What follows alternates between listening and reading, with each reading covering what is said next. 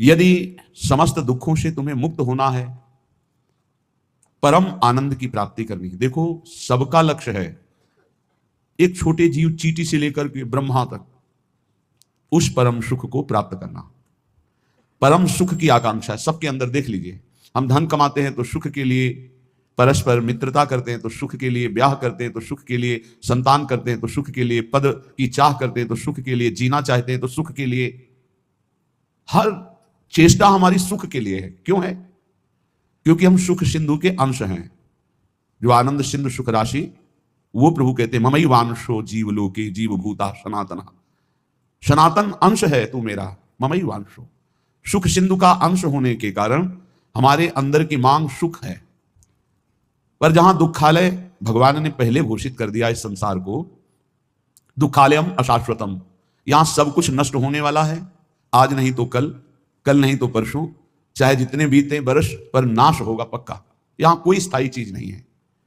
अशाश्वतम और दुखालयम, कुछ भी इकट्ठा कर लो, कुछ भी भोग लो, सुखानुभूति नहीं होगी। सुख कहते हैं जो स्व से प्राप्त होता है, दुख कहते हैं जो पर से प्राप्त होता है। पर से प्राप्त करने की सुख लालसा ही हमें दुख में फंसाती जा रही है।